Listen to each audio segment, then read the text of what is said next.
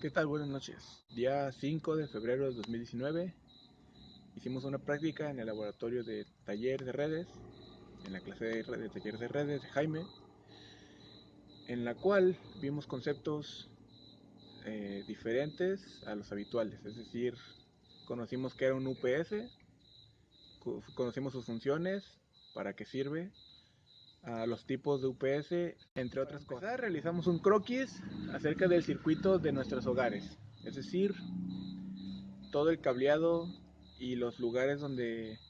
En el croquis pusimos los lugares donde estaban los servicios de electricidad de nuestro hogar. Un servicio es, por ejemplo, los conectores, los enchufes de luz, donde conectas el celular a cargar. Ese día también conocimos lo que era el concepto de tierra física, que consiste en una varilla que va conectada desde el medidor de luz hacia el suelo a una ciertos metros de profundidad hacia el suelo, el cual evita que haya un problema eléctrico en el caso de que haya un corto o un fallo eléctrico o simplemente se vaya la luz. Eso evita que los equipos conectados a esa electricidad se dañen de alguna manera y así ya no haya tantos problemas eléctricos. ¿Pero qué es UPS? Un UPS por sus siglas en inglés, es un sistema de alimentación ininterrumpida. El UPS sirve para alimentar un equipo eléctrico en caso de que la electricidad falle en algún momento en sus hogares o en una empresa. También los UPS se pueden usar en distintos lugares, tal y como ya lo mencioné. Puede ser en sus hogares, un UPS pequeño, y en unas empresas que son UPS más potentes y por lo tanto más grandes. Pero bueno, entonces, ¿cuáles son las funciones de cada uno?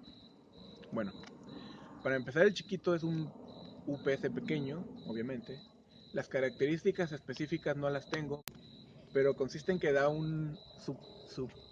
suple una cantidad más pequeña de energía a los hogares, los cuales te permite, si en el caso de un apagón o de una falla eléctrica, el UPS te provee energía a tus equipos que estén conectados a él, para que en ese lapso pequeño de tiempo que te da energía el UPS, puedas aguardar archivos, puedas cerrar los programas que tengas abiertos y apagar el equipo, o en su defecto te dé chance de desconectarlos para que no haya un problema con la electricidad del equipo.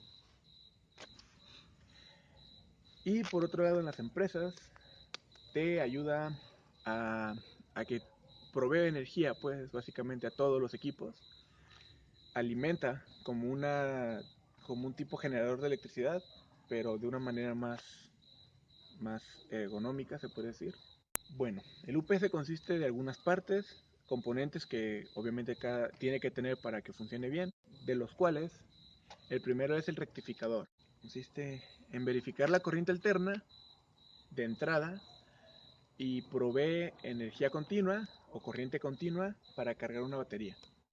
Otro de los componentes es la batería. El tiempo de duración de la batería depende mucho de si está proveyendo energía al equipo UPS, para que en caso de que una falla eléctrica ocurra, el UPS se pueda suministrar de energía de la batería y pueda suministrar al resto de los equipos. Otro de los componentes es el inversor.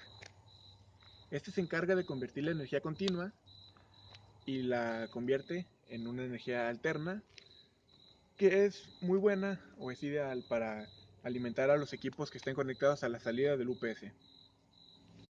Por último, otro de sus componentes es el conmutador.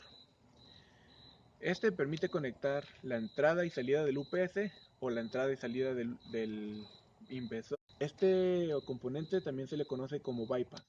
Ahora hablando de los tipos de UPS que hay. Sí, tipos de UPS que hay. Uno de ellos sería el online y el otro sería el standby. La corriente eléctrica pasa por el rectificador de forma permanente, es decir, constante. Él se encarga de alimentar a la batería y pues esto ya trae otras cosas como que no se apague el equipo y eso. El tipo online no sufre daños en caso de una falla eléctrica. Y el standby es un conmutador que lleva la energía de la entrada directamente a la salida. En caso de que una falla eléctrica ocurra, el standby lleva la energía a la salida del inversor, alimentando así la salida de la batería. Una de sus ventajas del UPS es que evita la pérdida de información y del equipo en sí en caso de una falla eléctrica. En este mismo caso es muy útil en caso de emergencias, en caso de una falla eléctrica como ya lo mencioné, o en caso de que haya pues, el típico corto que hay en la mayoría de los lugares. Y una de sus desventajas, por otro lado, es que su costo es excesivo, es decir, el costo del UPS, al menos para las empresas, es muy elevado. Ciertamente no pierden mucho dinero ya que lo recuperan, pero sin embargo sí es una gran inversión, por así decirlo. En el caso de los hogares no tanto, porque su costo es menor, por lo mismo de que no consume tanto, no necesita tantos recursos, pero de todos modos está caro. Y por otro lado es la pérdida de energía, que también sufre. Que olvidé mencionar, desarmamos un UPS